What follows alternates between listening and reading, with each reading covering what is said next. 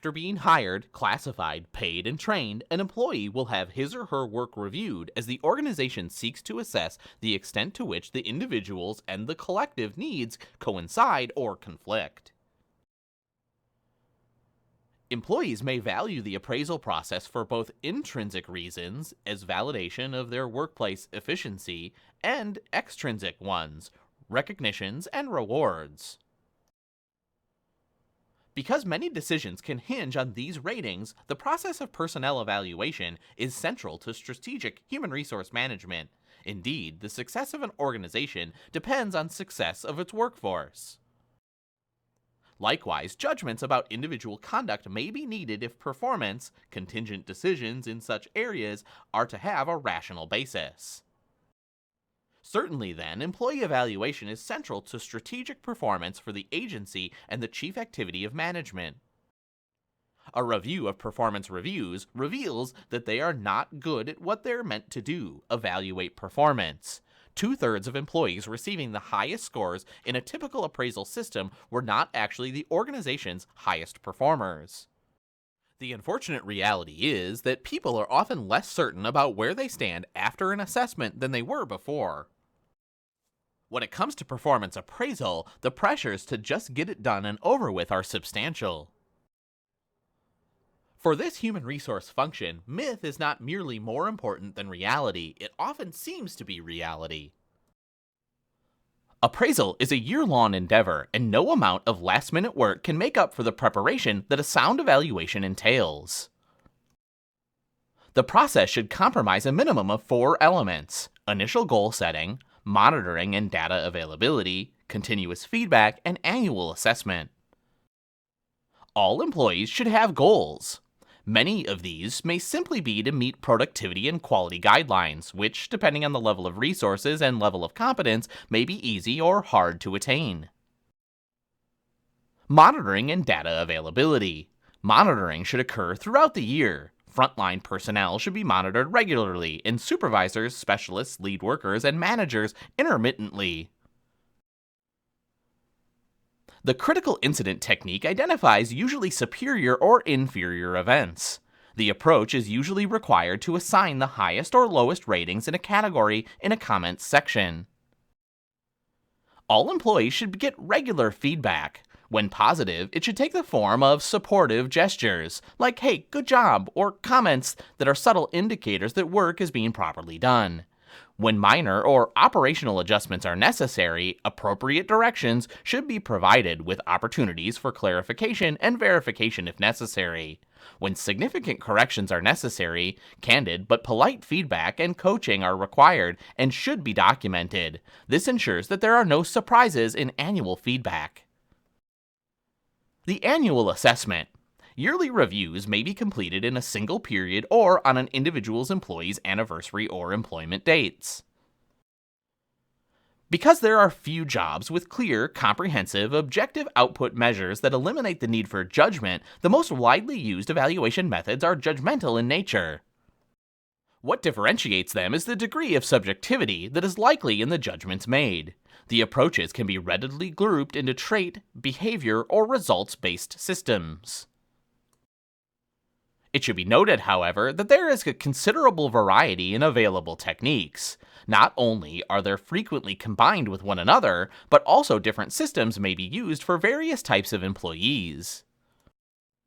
Even the best of methods can produce either deficient evaluations, not all pertinent factors are considered, or contaminated evaluations where irrelevant considerations are included. Trait-based appraisals require assessments concerning the degree to which someone possesses certain desired personal characteristics deemed important for the job. These could include factors such as dependability, adaptability, productivity, communication, teamwork, continuous improvement, analytic ability, citizen service, professional development, stewardship, and cultural sensitivity. Descriptors must avoid being either too vague or not job-related. Vagueness occurs when there are too few categories to evaluate and when definitions of categories are not provided. To emphasize job relatedness, forms should avoid the inclusion of traits that elicit personal feelings. Accordingly, categories such as friendliness, enthusiasm, manners, and drive should be avoided. The strengths of trait rating are considerable. First, the appraisal form can be used across the organization with relative ease as a default assessment instrument, thus, it's an efficient method. Second, with the instrument well constructed, the characteristics can address most major areas of work in a generic way. Opportunities to provide additional factors make it possible to avoid oversights. Third, the form can be completed quickly and is readily computerized and electronically filed. The weaknesses of this type of format are also considerable. First, it's not customized, so everyone is evaluated using the same categories. Second, the potential to add categories is rarely taken advantage of, no matter how desirable it might be to expand categories. Third, ironically, the ease of filling out the form can be a major problem. Fourth, the format is not particularly good at capturing the essence of non-routine and managerial work. When it's used for managers, additional specialized categories are often included. As a sole assessment strategy, trait-based methods are reactive and past-oriented. The relatively tangible, objective nature of these systems makes them more legally defensible than personality scales. A behaviorally anchored rating system, known as bars, defines the dimensions to be evaluated in behavioral terms and anchors or describes different performance levels. When introduced in the 1960s, bars was claimed to be a breakthrough technology because raters could match observed activity on a scale instead of judging it as desired or undesired. Such a rating system relies on a customized analysis of the specific job and a breakdown of its component parts. Behavior-based assessments are used in many professions. In contrast to trait-based formats, then, behavior-based methods tend not to suffer from either vagueness or lack of job specificity. In fact, that's their strength. They're customized for a job or a job group. Yet, this method is often not practical because each job category requires its own bars. Either for economic reasons or because of a lack of employees in a specific job, the approach is often infeasible. Most experts do not find that the potential gains in using bars warrant the substantial investment in the system's requirements and the time and resources it needs. Behavior-based instruments are often combined with a future-oriented or developmental component for success in organizations. Although results have always been a keen interest to administrators, management by objective, known as MBO, promises to achieve substantial organizational, individual goal congruence. Introduced in the 1950s, this most common results-focused approach establishes agency objectives, which are followed in cascading fashion by derivative objectives for every department, all managers, and each employee. Such linkages promise not only to minimize distortions common in the appraisal process, but also to mitigate the paradox of needs. The process may be facilitated through the use of specific, measurable, achievable, relevant, and time-bound or SMART criteria to guide objective setting and completion. The advantages of a results-based system are substantial. First, they ensure that there are in fact goals as well as linkages among individual and organizational goals. These systems encourage striving for higher goals.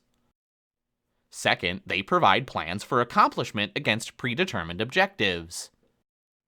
Third, the results-based approach emphasizes manager-subordinate interaction and joint planning.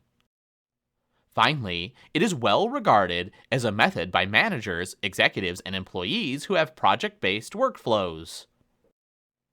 In short, results-oriented approaches are susceptible to contamination errors when results are affected by factors beyond employee control and deficiency problems.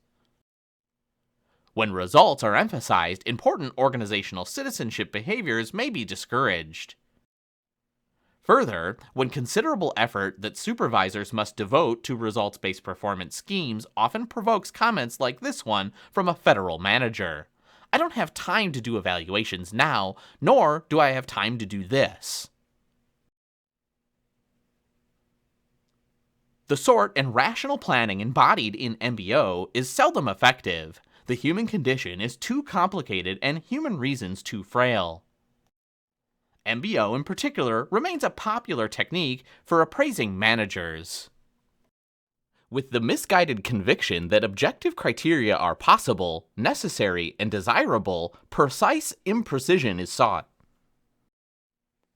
This illusion of manageability encourages officials to believe that personnel can be manipulated to contain, correct, and/or reverse their behaviors if only they devote a little extra effort to their work. Yet regardless of the appraisal instrument used, a large number of well-known kinds of errors that we'll examine in this course occur in the process. The errors result from four primary causes: cognitive limitations, intentional manipulation, organizational influence, and human nature. When errors happen, and they're difficult to prevent, not only is the rater's judgment called into question, but also the resulting evaluation may leave the ratee unable to judge his or her own performance accurately. Cognitive information process theory maintains that appraisal is a complex memory task involving data acquisition, storage, retrieval, and analysis.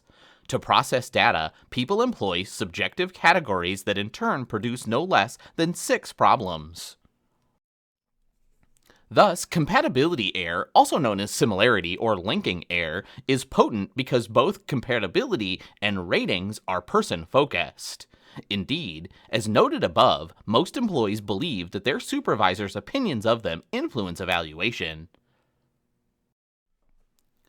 The second mental shortcut is the spillover effect, also known as the halo effect or the black mark effect, also known as the horn effect. That is, if the ratee does one thing exceptionally well, halo, or poorly, black market or horn, then that unfairly reflects on everything else he or she does. Third, the recency effect occurs when a major event has taken place just prior to the time of the evaluation and overshadows all other incidents. Fourth, contrast error exists when people are rated relative to other people instead of against performance standards. Fifth, outcome bias is the tendencies of raters to see the result of performance as the most important consideration in an evaluation, regardless of whether or not it was the consequence of the factors beyond the employee's control. Finally, actor or observer bias, partially alluded to earlier, occurs when subordinates, as actors, point to external factors to explain their weak performance, whereas supervisors, as observers, attribute that weak performance to the employee. The second general source of rating problems is that appraisals in many organizations are seen as political and not necessarily a rational exercise. Leniency error, also known as friendliness error or the Santa Claus effect, is the consequence of a desire to maintain good working relationships. Severity error, also known as the Horns effect, may be present when an appraisal is used as a way to either to send a message to a good performer that some aspect of his or her work needs improvement or to shock an average employee into higher performance. Error of central tendency, if not leniency, where nearly all employees are rated as satisfactory, if for no other reason than that the higher or lower scores may require time-consuming documentation. This error, in turn, is reinforced by the no money effect. That is, either there are insufficient funds to distribute or they are awarded on an across-the-board basis. Third, conflicting role expectations are inherent in the appraisal process because evaluators must reconcile being helpful coaches with acting as critical judges. If these issues are successfully confronted and the evaluation and discipline process improved, then it may be more realistic to take such steps to reduce potential problems than to abolish personnel reviews altogether. Top officials need to commit to the program publicly by devoting sufficient resources to it and by modeling appropriate behavior. Managers, in turn, need to be convinced that the system is relevant and operational. Employees, likewise, should see it as in their interest to take it seriously. Monitoring performance in the period between plan approval and formal appraisal includes frequent positive and corrective feedback based on performance, not personality. When performance is monitored consistently throughout the year, the actual evaluation simply confirms what's already been discussed. Stated differently, the process of performance management is a continuous one involving coaching, development, accountability, and assessment. The job of the manager is to identify strengths in employees and move them into the right positions. The evaluation process culminates in the appraisal interview. In preparing for the meeting, the employee may do a self-assessment, and the manager should collect necessary information and complete in draft form the rating instrument. A supervisor should use the event to support the policies and practices of the entire system and gain training. Self-discipline can be encouraged when people are treated as adults. That is, when the organization uses an open book management style, offers employees opportunities to have input into decisions, and makes them comfortable when speaking truth to power. The need for managers to use best practices in the disciplinary process is illustrated by the availability of professional liability insurance to safeguard managers' livelihoods and careers. That is, the administrator, not the agency's human resource or legal office, is the one accountable for the decision. The term discipline is best understood as orderly conduct at work achieved by self-control and respect for agency rules. When performance problems or misconduct issues occur, the personnel appraisal or discipline systems may be utilized to improve behavior.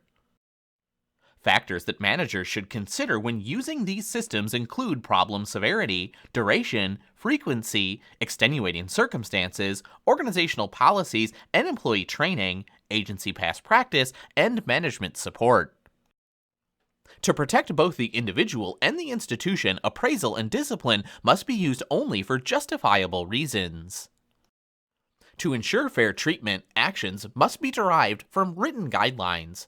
To be corrective, not punitive, be based on the act, not the personality, and to be timely, consistent with previous cases, and proportionate to the problem. The evaluation will be only as good as the evidence on which it is based. Documentation is the cornerstone, and it commences with a prompt and thorough investigation.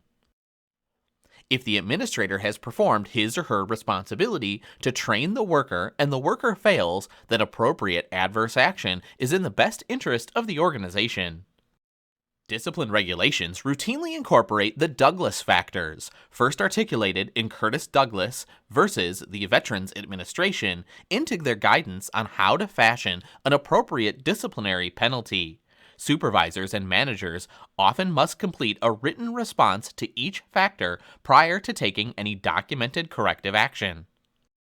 Among these elements are 1. The nature of the offense, 2. The employee's job, past work record, and previous disciplinary actions, 3. The effect of the offense on the employee's ability to perform at a satisfactory level, 4. The consistency of the penalty, 5. The clarity with which the employee was on notice of any rules that were violated, 6. The individual's potential for rehabilitation, and 7. The adequacy of alternative sanctions. Progressive discipline, or more accurately, progressive punishment, and positive corrective action are two approaches used by organizations. Progressive punishment, the most common policy, is an awkward combination of retribution and rehabilitation. Because this policy can be autocratic, adversarial, and intimidating, some jurisdictions have replaced it with positive corrective action, a strategy based on the premise that adults must assume responsibility for their own conduct. More participative than punitive, the technique utilizes the following steps: a conference between employee and manager to find a solution to the problem with oral agreement to improve, a subsequent meeting, if reform is not accomplished, to determine why the agreed-upon solution did not work, with a written reminder that the solution is the responsibility of the individual as a condition of employment. In brief, the employee, not the employer, is the decision-maker. The responsibility-based system not only demonstrates employer good faith, but also reduces the risk of workplace violence. The principle underlying both progressive punishment and positive corrective action is a just cause standard. Was the investigation done properly? Was the employee aware of rule violation? And was the standard reasonable? Was the rule in question violated? Was mitigating circumstances merit consideration? And finally, had comparable cases occurred, and if so, how were they addressed? The premise is that just procedure should help ensure a fair outcome. The purpose of such systems is not to win battles, but to provide feedback and training to foster responsible employees. Managers can reduce the number of problems they experience during the discipline process through training, establishing clear rules, following procedures, and documenting actions taken.